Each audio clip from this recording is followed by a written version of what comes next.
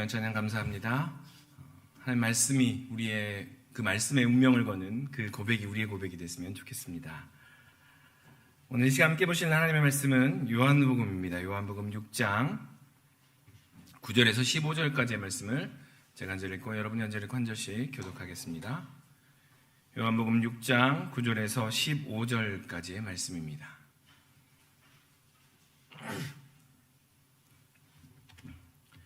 요한복음 6장 9절에서 15절까지의 말씀을 교독합니다.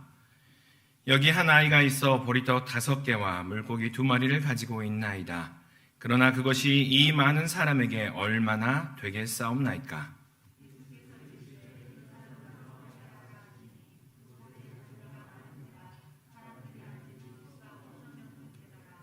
예수께서 떡을 가져 축사하신 후에 앉아있는 자들에게 나눠주시고 물고기도 그렇게 그들의 원대로 주시니라.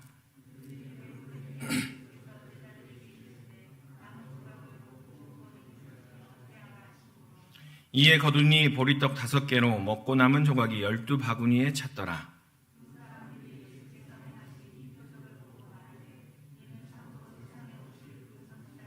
함께 읽겠습니다. 그러므로 예수께서 그들이 와서 자기를 억지로 붙들어 임금으로 삼으려는 줄 아시고 다시 혼자 산으로 떠나가시니라. 아멘. 먼저 지난 주간 온 교회에 심려를 끼쳐드려서 좀 송구스럽습니다. 기도해 주셔서 잘 치료받고 또 잘 온전케 나왔습니다. 치료받으면서 코로나는 절대 감기가 아니더라 라는 것들을 함께 경험하게 됐고요. 병원에서 확진 받았습니다. 확진되었습니다. 저로 인해서 더 이상 감염되지 않는다는 거 기억하시고 또 우리가 서로 방역을 잘 함께 하면서 저도 잘 하겠습니다. 위해서 함께 이 시간들을, 어려운 시간들을 잘 이겨내는 시간 됐으면 좋겠습니다. 우리 좌우에 계신 분 한번 바라볼까요? 이렇게 한번 바라보세요. 이렇게 싹 무서운 눈으로 바라보는 것이 아니라 좌우에 계신 분의 매력을 찾아보는 겁니다. 이상하게도 우리가 같은 사람인데 어떤 사람은 유난히 매력을 느끼는 사람이 있고요. 어떤 사람은 조금 멀리하고 싶어 하는 그러한 사람이 있습니다. 그 요인을 우리는 쉽게 한 단어로 매력이라고 표현을 합니다. 어떤 사람은 매력이 있어서 사람을 끌어당기는 그런 힘이 있고, 어떤 사람은 내가 이해할 수 없는 그러한 매력이 있어서 좀처럼 가까이가 안 되는 이런 사람이 있습니다. 우리가 방금 좌우에 계신 분과 인사했습니다. 우리가 예배 마치고 돌아가시면서 같이 사는 사람, 또 우리가 함께하는 믿음의 식구들 매력을 한번 찾아보시는 그러한 시간 됐으면 좋겠습니다. 숙제입니다. 숙제. 네. 그 매력이 어디서 나오느냐 사람들이 연구를 했어요. 도대체 그 매력이 어디서 나오는 걸까 연구를 해봤더니 여러 가지 요인이 있겠지만 사람들이 보이는 반응에 따라서 매력이 나오더라라는 겁니다. 어떤 이야기를 했을 때 새롭고 신기해하면서 항상 긍정적인 반응을 보이는 사람에게는 그 매력 지수가 굉장히 높더라는 거예요. 그런데 굉장히 시큰둥하고 냉소적인 반응을 보이는 사람에게는 사람을 끄는 매력이 적더라라는 것들이 어떤 조사로 또 연구 결과로 이렇게 나와 있습니다. 물론 우리가 이해할 수 없는 다른 매력이 사람들에게 있습니다. 그 매력들을 찾아가는 것들이 중요하겠죠. 그런데 그 매력이 어떠한 반응을 어떻게 보이느냐에 따라서 매력 수치가 올라가더라라는 겁니다. 우리가 매일 접하는 성경, 이 성경도 역시나 반응에 대한 책입니다. 하나님께서 계속 우리에게 말씀하여 주시고 하나님께서 계속 우리에게 은혜를 주셨는데 우리가 어떻게 반응하는가라는 것들이 기록되어 있는 책이 바로 이 성경입니다. 하나님의 말씀하심에 긍정적으로 순종함으로 반응하는 사람들이 있고 부정적으로 불순종하며 반응하는 그러한 사람들이 있습니다.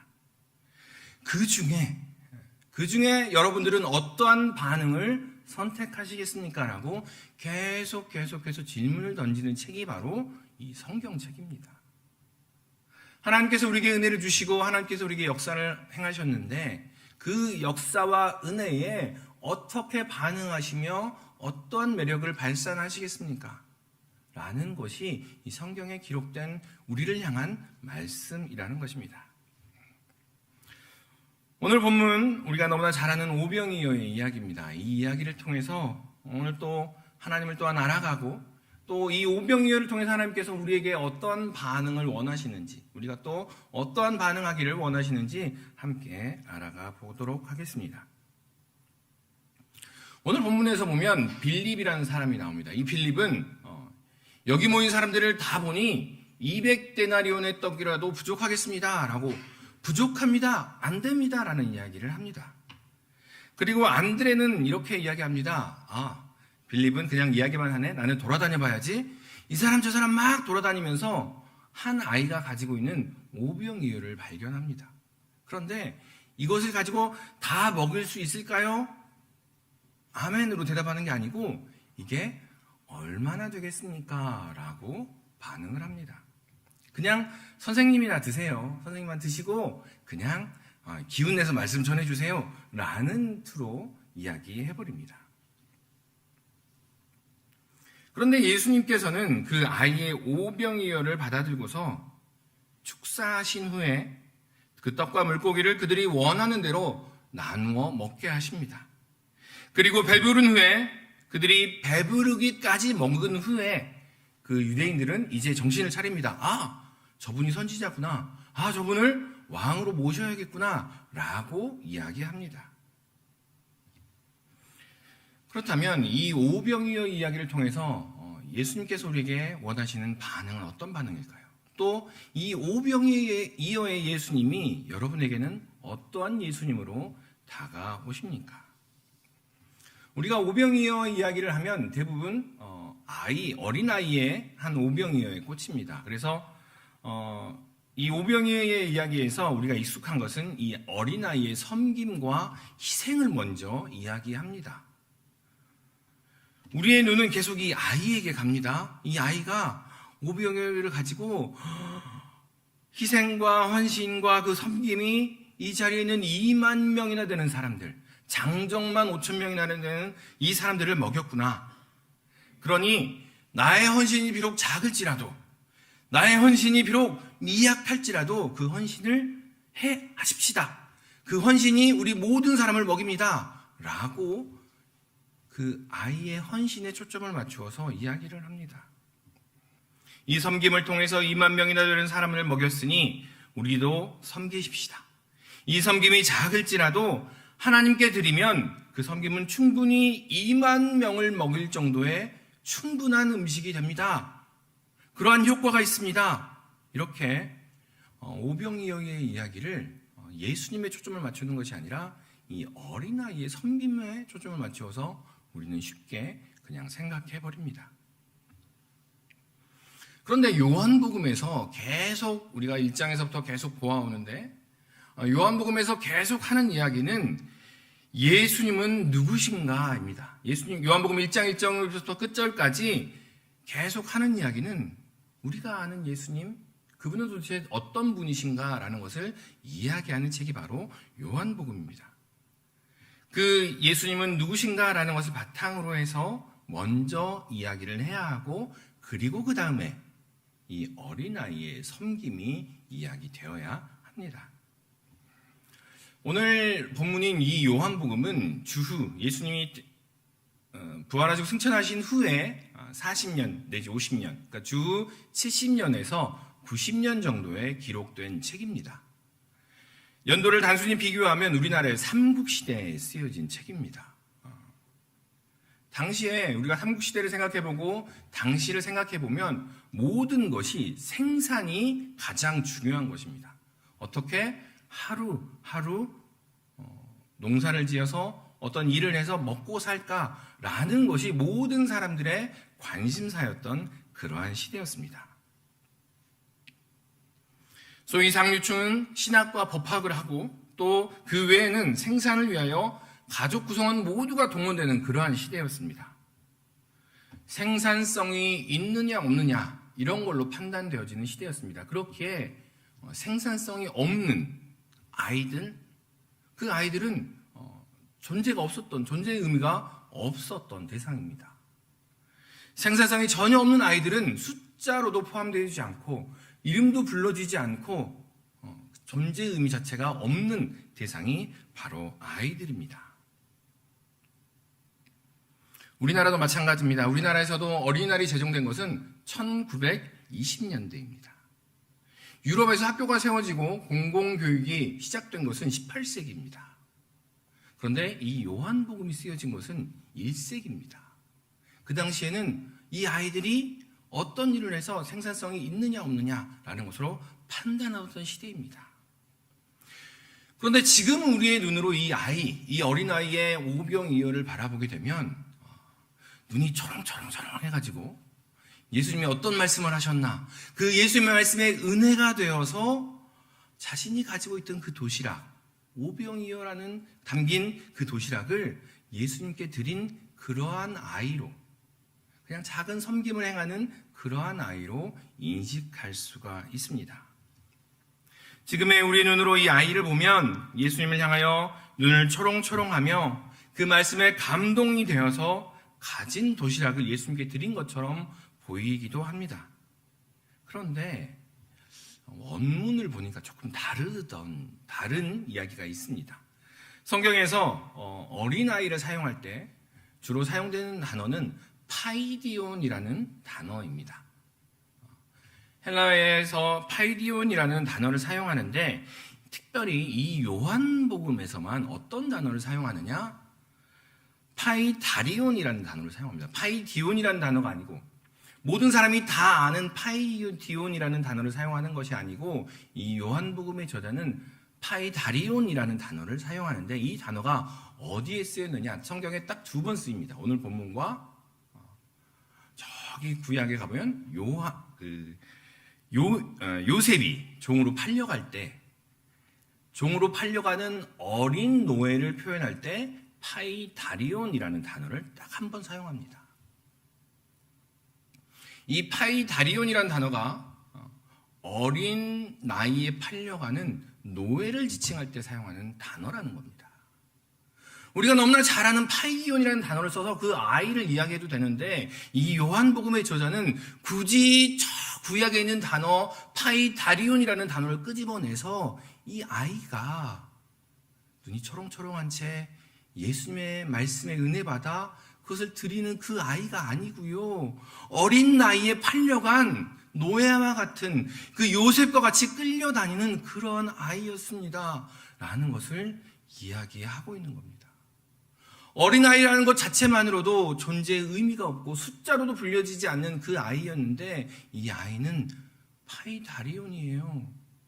어린 나이에 노예로 팔려가는 그러한 상황에 처한 아이였습니다 라고 이야기를 하고 있습니다. 게다가 당시에는 우리가 오늘 본문에서 알 수 있듯이 20세 이상의 유대인 남자만을 숫자로 세는 그러한 사회였습니다. 역시나 생산성 때문에 그렇습니다. 20세 이상의 유대인 남성만을 숫자로 세기 때문에 이 아이, 오병이어를 들고 있던 이 아이는 숫자로도 불려지지 않습니다. 1번, 2번, 3번 그러한 숫자로도 불려지지 않은 채 그냥 존재감 없는 아무것도 아닌 그 아이가 바로 이 오병이어를 드린 아이라는 겁니다. 한 인격체로 인정받는 존재라기보다는 아주 보잘것없는 아이요, 이방인과 함께 언급되어지는 그 아이가 바로 이 아이입니다. 그런데 그 아이, 그냥 작은 섬김을 행합시다가 아니라 우리의 의식 속에서조차도 무시하며 그렇게 없던 존재를 예수님께서는 들어받으십니다. 안드레는 이 아이의 오병이어가 얼마나 되겠습니까? 그냥 선생님이나 드세요 라고 말했지만 예수님께서는 그것을 받으셨습니다.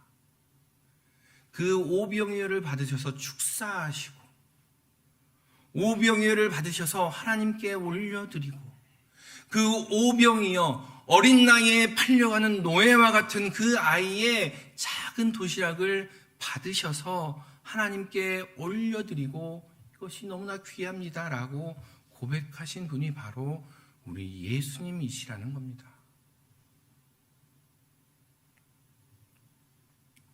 안드레는 이것이 얼마나 되겠습니까? 라고 반응했지만 예수님께서는 그것을 들어 축사하셨습니다. 그 아이의 존재를 인정하셨고 그 아이를 부르셨습니다.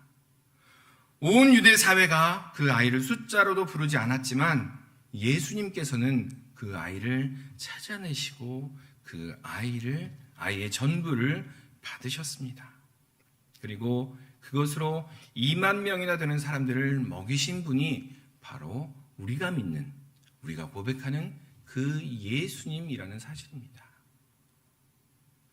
아무것도 아닌 것과 같은 그 아이가 가지고 있던 것을 하늘에서 내리는 만나로, 하늘에서 내리는 귀한 생명의 떡으로 바꾸어서 이것이 너희를 먹이는 생명의 떡이다, 이것이 너희를 향한 생명의 떡이다 라고 말씀하여 주시는 분이 바로 예수님이십니다.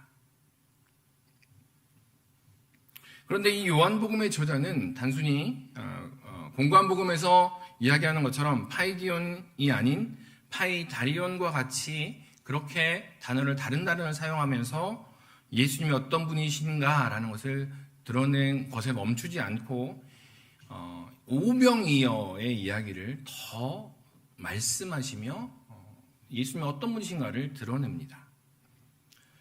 우리가 오병이어 그러면 그냥 보리떡 5개와 물고기 2마리, 보리떡도 이렇게 큰 거 조금, 물고기도 온전한 1마리 이렇게 생각을 할 수 있습니다. 그런데 방금 말씀드린 것처럼 파이다리온이라는 단어를 썼던 것처럼 이 보리떡과 물고기조차도 다른 단어를 사용합니다. 일반적으로 유대교 제사에 쓸 수 있는 빵이 있습니다. 빵도 여러 계급이 나눠져 있습니다. 그냥 저 밑에 사람들이 먹는 빵이 있고 제사에만 쓸 수 있는 거룩한 빵이 있는 거죠. 물고기도 마찬가지입니다. 온전한 물고기가 있고 저 밑에 사람들이 먹는 물고기가 있고 제사에 쓸 수 있는 그 물고기가 있습니다. 그 단어들이 다릅니다. 일반적으로 유대교 제사에서 쓰는 빵은 아르토스라고 이야기하는데 역시나 빌립도 역시나 이 말을 앞에서 계속했던 이야기는 이 아르토스를 이야기했습니다. 그런데 이 아이가 내어놓은 떡, 이 오병이라고 하는 그 보리떡 5개는 크리티노스라고 이야기를 합니다. 그러니까 유대 사회에서 제일 낮은 계층이 그냥 먹는 거, 그냥 던져놔도 일반 사람들은 먹지 않을 정도의 떡을 크리티노스라고 이야기를 합니다. 앞에서 말씀드린 것처럼 파이다리온, 어린 나이에 노예로 팔려가는 아이가 먹을 만큼 그러한 떡이 바로 이 크리티노스입니다. 오병이어의 그 보리떡 5개는요, 멋지게 부푼, 멋지게 아름다운 그러한 떡이 아니라 겨우겨우 연명하기 위해서 먹는 그러한 떡이었습니다. 이 크리티노스는 제사에 혹은 예전이나 예배에 전혀 사용할 수 없는 그러한 떡입니다.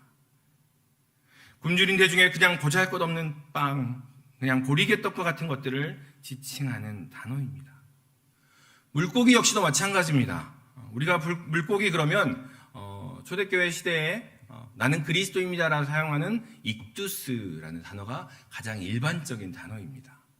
익두스를 이야기하면 예배에 쓸 수 있고 제사에 쓸 수 있는 그러한 물고기입니다. 그런데 오늘 이 오병이어에서 이 어를 쓰는 이 요한복음이 특별히 오병이어의 물고기 2마리를 사용할 때 사용하는 단어는 옵사리온이라는 단어를 사용합니다.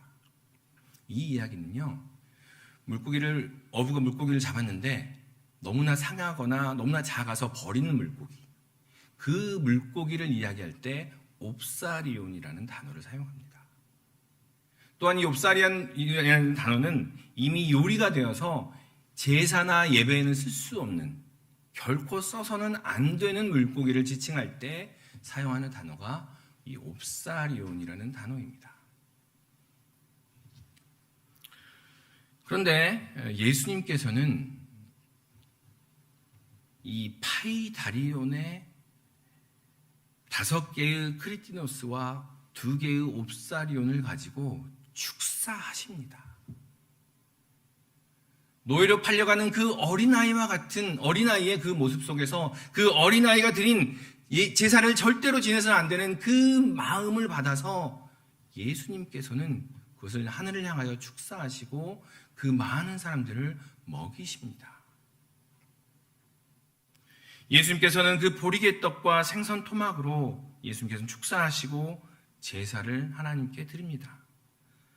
하나님께 바친 것입니다. 그 자리에 있었던 사람들이 온전한 유대인들이었다면 그것이 부정하다 하며 큰 밀란이 일어날 수 있을 정도의 내용입니다. 그럼에도 예수님께서는 그 일을 행하셨습니다. 왜? 그 일을 위해서 예수님께서 오셨기 때문입니다. 우리는 오병이어 이야기를 그냥 섬깁시다, 희생합시다. 그 아이의 섬김이 2만 명을 먹였습니다 라고 이야기합니다. 아니요. 예수님께서 모든 사람들이 무시하고 모든 사람들의 의식조차도 잊지 않던 그 귀한 것들, 그것들을 찾아내서 발견하셔서 그것을 하나님께 올려드린 사건이 바로 오병이어의 사건입니다. 사람들은 무시하고 사람들은 없이 여기며 사람들의 생각조차도 없던 이들을 끌어올리셔서 그것으로 함께 예배하며 그것으로 함께 제사드리며 많은 사람들을 먹였던 사건이 바로 오병이어의 사건이라는 것입니다.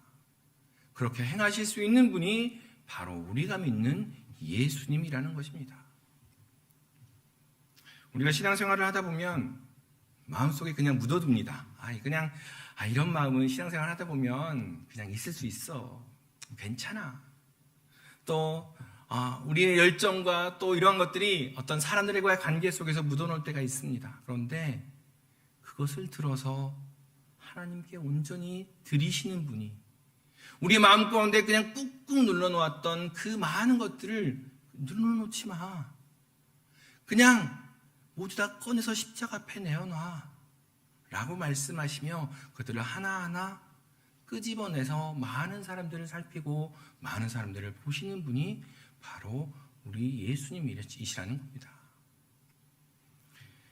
신앙생활을 하다 보면 여러분 우리는 더 그렇습니다. 신앙의 연수가 오래되면 오래될수록 교회 중심에 안 들어가는 게 좋은 것 같아요. 모르면 모를수록 더 은혜로운 것 같아요 라는 이야기들이 우리의 습관처럼 입에서 나옵니다. 그런데 아니요. 예수님께서는 그 작은 마음 하나 사랑했지만 그 사랑을 표현하지 못했던 교회를 사랑하고 복음을 사랑하며 말씀을 사랑했던 그 마음들이 다른 사람에게 덮여짐으로 말미암아 눌러놓았던 그 작은 마음들 하나까지도 들어서 귀하게 변화시키는 이야기가 바로 이 오병이어의 이야기이며 그것이 바로 예수님께서 우리에게 오신 이유라는 사실입니다. 요즘 새벽에 누가복음의 말씀을 보고 있는데요. 누가복음 말씀에 보면 예수님께서 사명을 받습니다. 사명을 받는 이야기를 나누는데 사명을 받으실 때 엘리사의 이야기와 엘리야 시대의 이야기 두 사람을 끄집어냅니다. 그 이야기를 누구에게 하냐면 유대인들에게 이야기합니다. 유대인들에게 이야기하는데 유대인들에게 이야기할 때는 유대인들의 이야기를 해야 되는 거예요.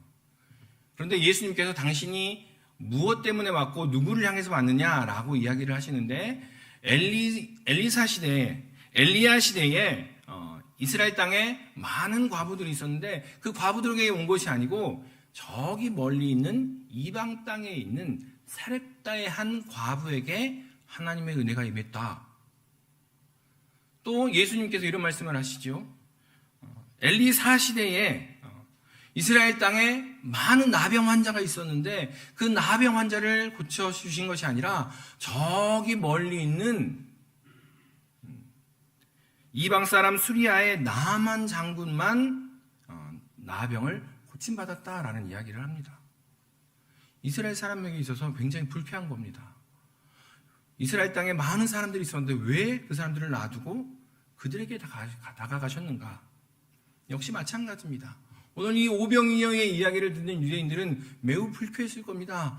온전한 유대인들도 있었고 건강한 유대인들도 많았는데 왜 그 어린아이를 들어 사용하신다고 말씀하시는 걸까? 그렇게 하기 위하여 예수님께서 오셨다는 것을 드러내시기 위함입니다. 온전한 20세의 성인, 온전한 신앙을 가지고 있는 사람들, 유대 문화 안에서 기득권을 가지고 있는 사람들을 향하는 것이 아니라, 자, 여러분들이 인정하지 않고 여러분들이 생각 속에도 존재하지 않는 그 어린아이의 오병이어를 통해서 여기 2만 명이 먹었습니다. 그 일을 행할 수 있는 존재가 바로 나 예수입니다 라는 것을 드러내시고자 합니다.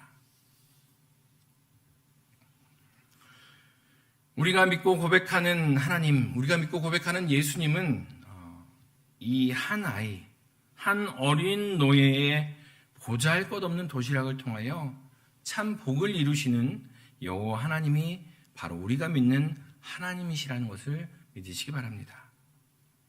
영혼 없이 헌신하는 그러한 모습을 바라시는 것이 아니라 내가 아무리 보잘것없고 아무리 사람들에게 인정받지 못할지라도 예수님께서는 결코 우리를 모른 척하지 않으신다는 겁니다.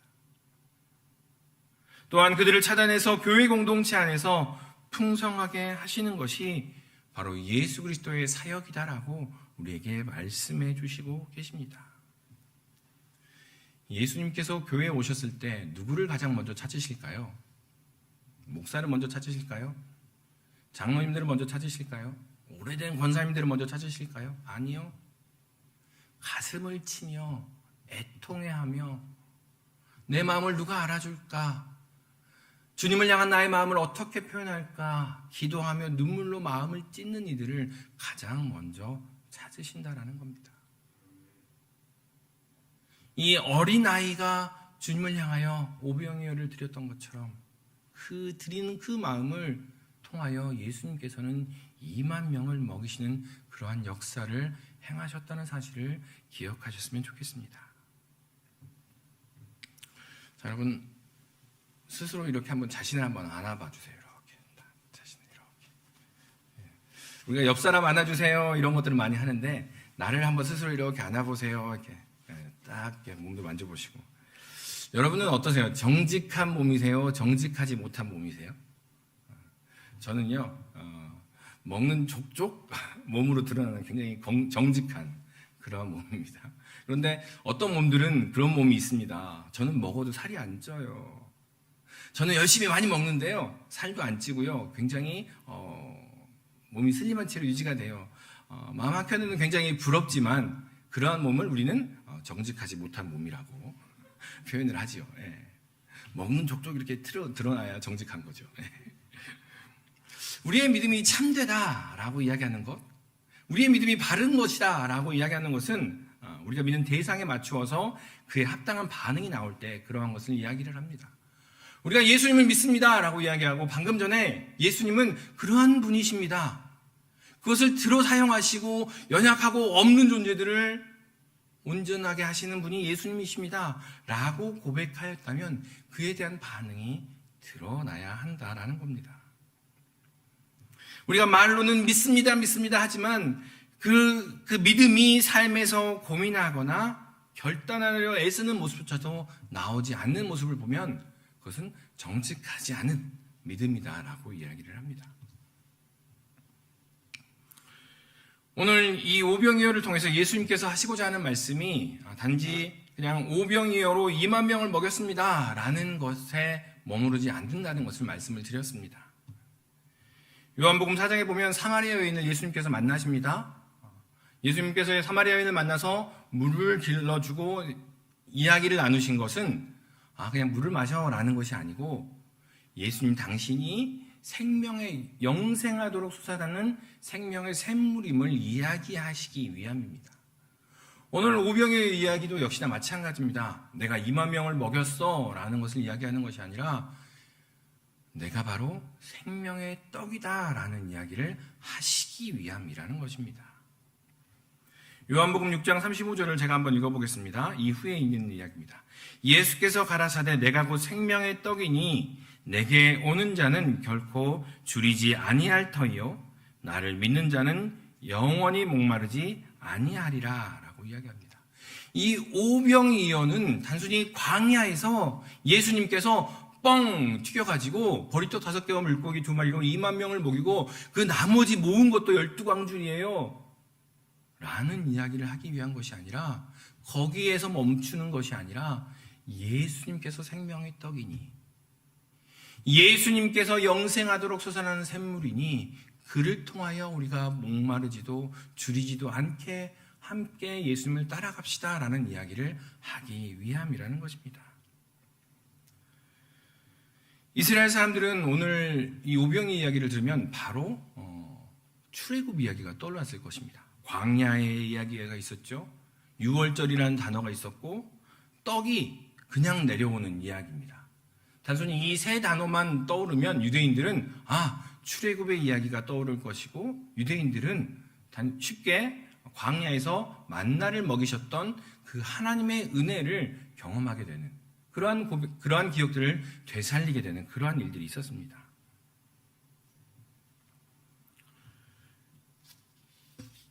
그럼에도 불구하고 이 유대인들은 정말 많은 것들을 알고 있음에도 불구하고 온전하게 이 오병이어를 반응하지 않았습니다.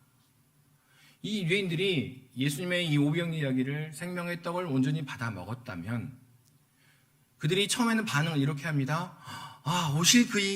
바로 오실 그 선지자구나 라고 이야기하며 그를 따라갔을 것입니다. 그런데 그들이 거기서 멈추지 않고 어떻게 반응을 하냐면, 그 선지자를 억지로 잡아서 임금으로 삼읍시다 라고 이야기를 합니다. 이제 우리 집사님 기도해 주신 것처럼 2달 후면 대통령 선거가 있습니다. 대통령 선거철이 되면 사람들은 이런 이야기를 많이 합니다. 내가 그 사람 대통령 되게 했잖아. 내가 그 사람 회장 되게 했잖아.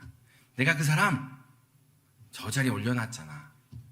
그 이야기가 바로 임금 삼으려는 이들의 이야기입니다. 왜 이들은 제사장, 선지자를 보고 임금을 삼으려 했을까요? 12절 말씀을 제가 한번 읽어보겠습니다. 그들이 배부른 후에 예수께서 제자들에게 이르시되 라고 이야기합니다. 따라 한번 해보겠습니다. 그들이 배부른 후에 오병이어로 2만 명을 먹였는데요, 배부르게까지 먹었습니다. 엄청 먹었던 거예요. 여러분, 이들이 노동자입니다. 거친 일을 하는 사람들이었고, 지난번에 말씀드린 것처럼 성전을 짓다가, 마을을 짓다가 온 사람들입니다. 그렇게 매우 배고팠던 사람들인데 그들이 배부르게 먹은 후에 라고 이야기합니다. 이들은 이미 배가 부른 상태입니다. 오늘 본문 후에 보면 배고픈 사람들은요, 갈릴리 호수를 이리저리 찾아다니며 건너고 또 건너서 예수님을 찾아다녔습니다. 그런데 이미 오병이어로 이 사람들은 배가 불렀습니다. 배가 부르니까요, 배고플 때의 반응이 전혀 나오지 않고 배부른 후에 엉뚱한 반응들이 나오더라는 겁니다.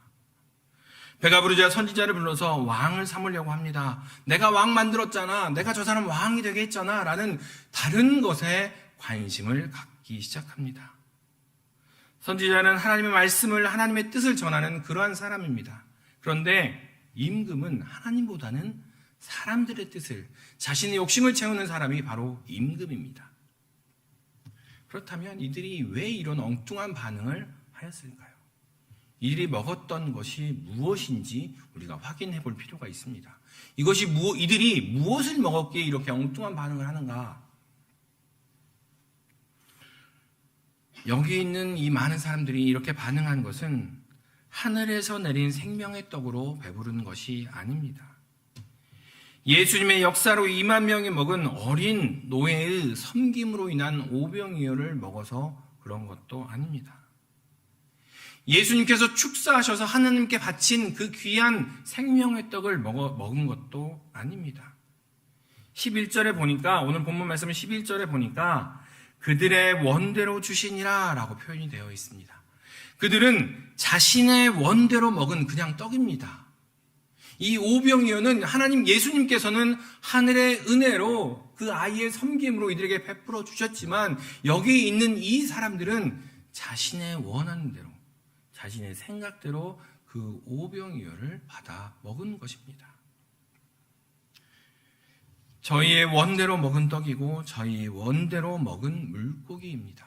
이 물고기와 이 떡이 어디서 누구로 말미암았는지 전혀 생각하지 아니한 채 그냥 내 뱃속만을 채우기 위한 떡으로 먹었습니다.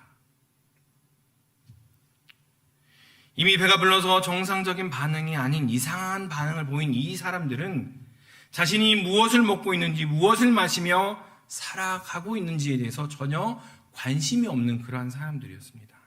자신이 원하는 때에 자신이 원하는 것만 먹게 해주면 어떤 것이든 따를 수 있는 그러한 사람들이었습니다. 그렇기에 그 사람이 우리가 오랫동안 기다렸던 메시아이구나, 선지자이구나 라고 이야기했음에도 그를 억지로 왕으로 삼으려는 그러한 생각을 했던 것입니다. 이렇게 엉뚱한 것으로 배가 불렀기에 억지로 예수님을 자신의 배를 불려줄 임금으로 삼으려 했다라는 것입니다. 또한 우리는 배가 부르면 다른 것들을 생각하게 됩니다. 배고플 때는 어떻게 하면 배를 채울 수 있을까라고 생각을 하지만 배가 부르면 이제 하나하나 이 배부른 거를 어떻게 소화시킬까? 또 정치도 생각하게 되고 또 명예도 생각하게 되고 또한 우리가 너무나 잘 알고 있습니다. 문명이라는 것이 사람들이 배가 불러서 하루하루 일을 해서 먹어도 되지 않게 되면서 문명이라는 것들이 생겨나기 시작했습니다. 배가 부르기 시작하니 하루하루 하나님 오늘은 무엇으로 우리를 먹이시겠습니까? 하루하루 하나님 오늘은 어떠한 은혜로 내 삶을 채우시겠습니까? 라고 간구했는데 이제 배가 부르니 더 이상 하나님을 찾지 않게 되었다라는 겁니다. 어제 먹었던 그 만나 그냥 하루 채워놓으면 항아리에 몰래 담아놓으면 내일도 그 다음 날도 먹을 수 있겠지라는 그 만나가 이미 이 사람들의 생각 속에 뱃속에 가득 차게 되었다라는 것입니다. 배가 부르기 시작하니 하나님도 찾지 않아도 내가 먹고 살 것이 생기게 되었고 배가 부르기 시작하니 내 마음대로 해도 괜찮을 것처럼 여기게 되었다는 것입니다. 이전에는 배가 고팠기에 매일매일 말씀을 듣고 이전에는 배가 고팠기에 매일매일 하나님의 은혜를 사모하며 이전에는 배가 고팠기에 어떻게 하면 하나님의 은혜를 입을 수 있을까라고 생각했지만 그런데 배가 부르니 이제는 다른 것들을 누리고 싶어 합니다. 그 정점인 가장 큰 권력인 임금을 세우는 일을 자신의 손으로 하려는 것까지 관심을 보이게 된다는 겁니다. 그 욕심이 작은 것이 아닙니다. 임금을 세우고 그 임금을 내가 세웠어 라는 것에까지 권력과 명예와 힘에 관심을 갖게 되었다는 겁니다. 사랑하는 우리 신림의 식구들 여러분, 여러분은 예수님께 잘 반응하고 계십니까? 앞에서 말씀드렸던 것처럼 예수님을 잘 인식하고 예수님을 어떤 분이신지 나에게 어떤 분인지 잘 고백하고 계십니까? 또한 그러한 고백이 나에게 온전하게 반응으로 드러나고 있습니까? 혹시나 배불러서 엉뚱한 것으로 내 배가 차서 다른 것에만 관심을 갖고 계신 것은 아니십니까? 말씀을 맺겠습니다. 이번에 함께 치료를 받으면서 산소포화도라는 것을 그런 단어를 듣게 되었습니다. 전에는 전혀 관심이 없었어요. 산소포화도라는 것. 산소포화도라는 것이 우리의 폐가 공기 중의 산소를 얼마나 잘 흡수해서 우리의 피와 산소를 결합시키는가라는 그 수치더라고요. 정상적인 사람들은 95에서 99%가 나옵니다. 그런데 93% 이하로 떨어지면 산소 치료를 합니다. 90% 이하로 떨어지면 고압의 산소를 쏴서 폐가 억지로라도 우리의 피와 산소를 결합하게 합니다. 건강한 폐는요, 어떠한 상황에서든지 간에 우리 공기 중에 있는 산소를 우리의 피와 결합시킵니다. 그런데 건강하지 않은 폐는 고압의 산소, 100% 산소, 매우 높은 압력의 산소를 넣어 주어도 그것을 우리의 피와 결합시키지 못하더라는 겁니다. 여러분의 신앙의 폐는 건강하십니까? 여러분의 신앙은 잘 호흡하고 계십니까? 예수님을 향한 믿음, 예수님께서 주신 은혜가 우리의 삶과 잘 결합하여 반응하고 있느냐라는 것입니다. 그 두 가지가, 예수님을 향한 믿음과 우리의 삶이 전혀 별개로 움직이며 그냥 허덕허덕 그렇게 살아가고 계십니까? 그것이 서로 별개로 움직이고 있다면 우리의 신앙의 호흡은 멈춘 것입니다. 그렇다면 오늘 오병이어의 얘기를 통해서 우리가 다시 한번 점검하십시다. 나에게 있어서 예수님은 어떤 분이신가? 또 나에게 주신 주님의 은혜, 예수님의 은혜는 어떤 것인가? 다시 한번 점검하십시다.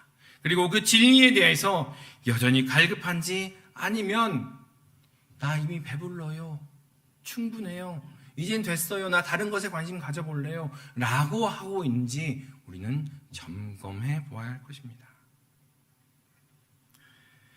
예수님을 자세히 보십시다. 그리고 우리 주위 사람들을 자세히 보십시다. 그리고 더 나아가서 나 자신을 자세히 보십시다. 예수님께서는 그 어린아이의 오병이어로 축사하셔서 그 사람들을 먹이셨습니다. 예수님을 자세히 보고 주위 사람들을 자세히 보시며 그들과 함께 예수님을 채울 수 있도록, 예수 그리스도로 채우며 생명의 떡으로 채울 수 있도록 더 격려하고 더 함께 나아가는 우리 신림의 식구들이 되시기를 소망합니다. 먼저는 예수님이 누구신가 고백하고 그 떡을 함께 나눔으로 말미암아 온전한 반응이 우리 가운데 있는 그러한 은혜가 우리 믿음의 식구들 가운데 있기를 주님의 이름으로 축원합니다. 기도하겠습니다. 사랑원에 충만하신 아버지 하나님, 그 어린 노예와 같은 아이를 일부러 찾으셔서 그 아이의 오병이어를 통하여 많은 온전하다는 이들을 먹이신 주님, 우리의 마음 가운데 눌린 것들이 있습니다. 우리의 마음 가운데 이야기하지 말아야지 눌러버린 것들도 있고요. 우리 마음 가운데, 우리의 삶 가운데, 또한 우리 주위에 보이지도 않고 무시해버린 채 그냥 흘려보내는 많은 이들의 마음이 있고 많은 이들이 있습니다. 이 시간 아버지 하나님, 그들을 찾아보며 그들을 들어 사용하시는 주님을 우리가 함께 고백함으로 말미암아 주님의 사역을 함께 할 수 있도록 인도하여 주시옵소서.